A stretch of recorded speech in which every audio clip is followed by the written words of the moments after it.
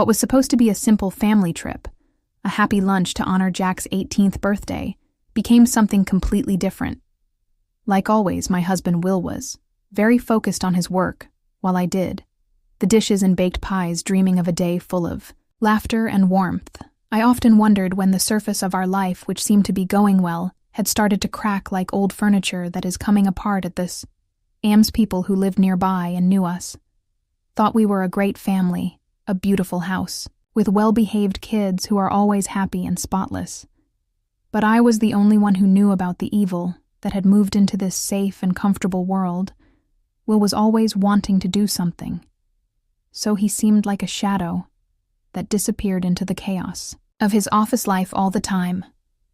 While I was slowly becoming very lonely, as the hot sun touched my skin, that day at the beach, it made me feel even more alone and empty. Jack and I were having fun while throwing a ball in, talking about funny memories. I looked away for a split second, and while he was putting sunscreen on my back, I felt the soft touch of his hand. The act seemed so simple and caring at the time, but as the hours went by, it became more complicated. My mind was filled with broken dreams. I realized that Jack was the only person who really noticed me. Left his careless but kind words and actions made me feel warm in a way I hadn't felt in years. Something that Will had taken away from me a long time ago. It wasn't until that moment that I realized Jack was filling the hole my husband had left behind. I couldn't help but think about what this could mean for us. However, the family party I had carefully planned quickly turned into acid event. As we sat in the sand and laughed, the noise of the other people having fun faded into the background. He felt like I was moving, farther away on the inside, like a wave had wiped out all the joy. The heavy silence forced me to face a hard truth. I no longer felt the fire I'd been looking for. Will came home tired and uninterested. He didn't say hello, ask about my day, or show any care. For his son, I was very aware of his absence. As I sat at the kitchen table, it was no longer soft. It was too much.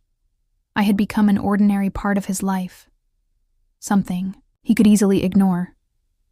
As I stood in front of the empty desk, my mind went to old dirty memories. I was mad at myself for letting things go the way they did. I couldn't remember what kind of woman I used to be. The woman who was proud of her family. I felt like a shadow of the person I used to be needs to be seen badly to be important, to feel important. As I watched Jack carefully take in every word that night, I realized that he was the only one who could still make my heart beat faster. His bright young eyes reminded me of the hope and trust I used to have.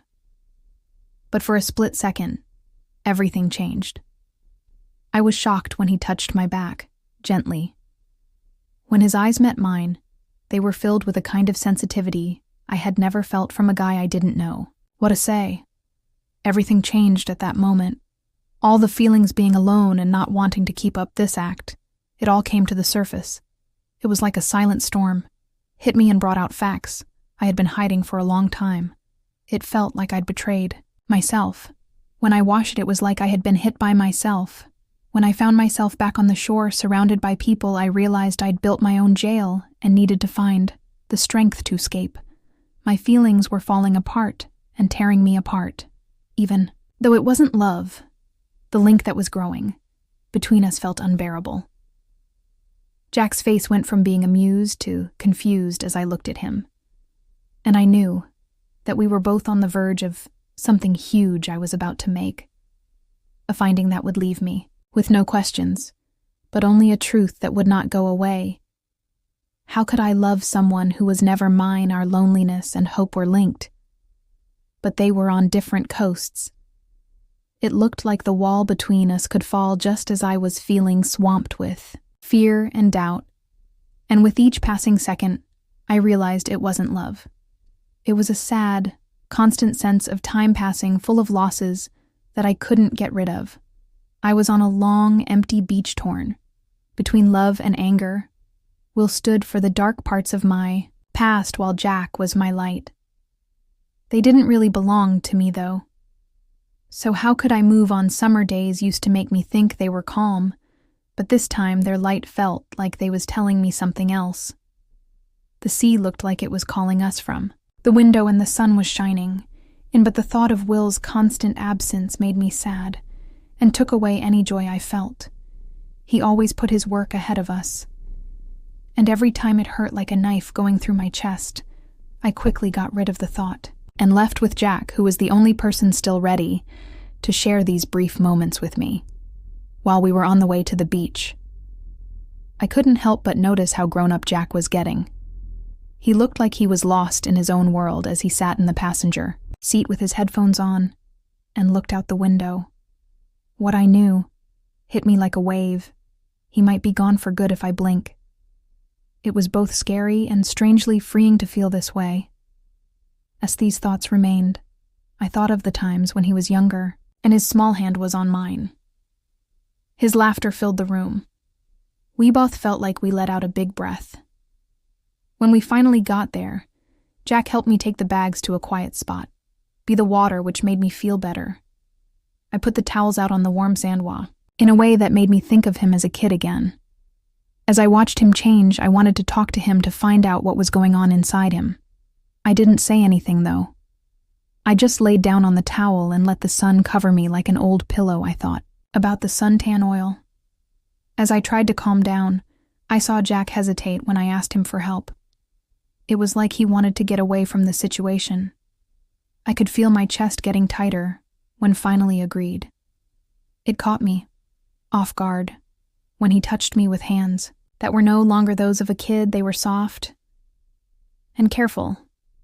I had no idea why this simple moment hit me so hard and made my body shake, in a way I hadn't felt before. Jack slowly put on the oil, his hands moving as if he were thinking about what to do. He touched me in a steady beat, and I closed my eyes. I felt something I hadn't felt in what seemed like a long time. The feel of his hands made me think of the first time I held him as a helpless baby. That memory was very different from the feeling that was going through me at the moment. But his touch soon became more sure of itself and moved lower. It felt like a storm had come out of nowhere and caught me off guard. I tried to say something to tell him to stop, but nothing came out, although I was trying to cool down in the silence. I told myself that it was just a kind act. Still, it seemed like reality around me changed every second. He kept his hands close to the edge of the towel for a while, and I could tell he wasn't sure what to do. I could have stopped him at any time. But I told him in a whisper that everything was okay. Those words hung in the air like a judgment that could not be changed. At that time, there was more silence between as I felt like I was sinking deeper into myself, and his touch was the only thing that was left. As his fingers moved down, I could no longer fight him. My inner objections went away, leaving me in a tizzy of feelings I couldn't even explain to myself. It was too much for my feelings, and I felt both lonely and excited at the same time. Even though I didn't understand what was going on, my joy grew. Maybe it was because I had been holding on to a longing for so long. When I was on the beach and my life was broken and empty, Jack became a rare light I could no longer ignore. There was a rush of feelings building up inside me that I couldn't ignore. He wasn't just someone I cared about. In a dark world, he was the only thing that could make me feel alive. When we looked at each other, I saw that every spark in his eyes was the same as mine. It seemed like fate had given me this chance, which I couldn't pass up. By letting go of the past and the future, I was able to give into the warmth of the moment. I didn't know what to say, so I let out a whisper. You can goon. Those words seemed to speak for themselves, born from the fire of them he went in with each deliberate movement of his hands. I felt more than just physical sensations. I closed my eyes and let his touch create a cloud of magic around me. It was a world I didn't want to leave. It felt like he was getting to the core of who I am, a sense of wonder and truthfulness. It was clear to both of us that this was not a normal moment. It was a new way to connect, airing off feelings that couldn't be named. At that very moment, I realized that his hands were doing more than just touching me. They were currents of unnameable feeling that mixed happiness, lightness, and madness. I could feel a strong desire, tearing me apart from the inside. My lips were pressed together tightly. That desire became clear when my thoughts stopped and there was only the sound of our breathing together to break the silence. I opened my eyes and looked up at him. For a split second, everything else seemed unimportant. We were on this endless beach by ourselves, away from everything else. The rules and the world didn't matter. In this case, it was only a moment. But I felt like there was a whole world of possibilities inside of it. Every second was filled with those rare feelings that are often hidden by the routine of daily life. I wanted to stop time, so the wall between us wouldn't move and our souls and hearts would always be one. Our secret haven was this beach picnic. Even the quiet had meaning, and we didn't need to say anything. My worries and fears went away for a while, and in their place was a weak link that held us together. We went through an endless sea of emotions, like two ships seeking shelter from a storm. This shows that feelings can sometimes go beyond what words can describe. As we shared a quiet, close reality, we stopped being just mother and son. Instead, we were like flowers that were trying to reach the light without realizing that it could jet too bright one day. I didn't notice how quickly time was passing as the sun went down and threw long shadows over the beach. Taking deep breaths of the fresh sea air, I fell into a peaceful silence. It felt like a break from the dull, worn-out life that had taken its place. But now it was time to go back home. And with that came a familiar fear that crept up on me like a cold that wouldn't go away. As Jack and I got into the car, so felt like everything was going to happen anyway. As we drove a few blocks, I got lost in my thoughts and tried to separate myself from the unbearable pain that seemed to be eating away at my soul. Each turn of the wheels made the fragile peace I had built up around myself shrink, as if something scary was waiting for us at home. Once Hay got there, I was back in my small world, surrounded by the apathy that Will had created by being absent all the time. Had talked out loud while working as if noone else was. In the house, he seemed to be stuck in his own little world. I could hear his steps in the kitchen as he made a dinner. But it was clear that he was thinking about something else. Every time he looked away from me, it made it harder to hold back the anger that was building up inside me. "Will, are you hungry again?" So I could keep things somewhat normal, asked. His smile was fake and short. There was a small nod, and he kept looking through the cabinets for something to do in the evening. As I lay in bed that night, I couldn't stop thinking about Jack. Hay's eyes, his hands, and his full attention. All of it made the lines between what used to feel normal less clear. I tried to get rid of those thoughts, but they kept coming back over and over. I knew I had to stop and force myself to be quiet, but a darker part of me didn't want to. It missed the connection and care I used to get from Will. As the days went by, Jack became quiet. His attitude, which he didn't say, said more than anything he could have, as he cooked or sat. In the living room, his eyes became sharp and never left my side. I couldn't take his eyes off of me one night as I watched TV. I didn't reject it. Instead, I let it happen, which led to a silent bond between us. Something that neither of us could put into words, but deeply felt. There was a lot of heat in the house on the weekend. We left again, leaving Jack and me alone. I don't know where the desire to go back to the beach. Our beach came from, but it was strong and might have been trying to get away from the stuffy house, or I might have been holding out hope that the fresh air would help me clear my mind. It was clear that we were tense during the drive. Jack sat there with his headphones and looked out the window. I felt something tighten inside me, causing me to face what was going on between us. It was peaceful and calm in the morning, as I worked on breakfast in the kitchen. The smell of freshly made coffee and warm toasted bread mixed together. I couldn't help but smile as I thought about how many times Will had quickly looked at me before running out the door.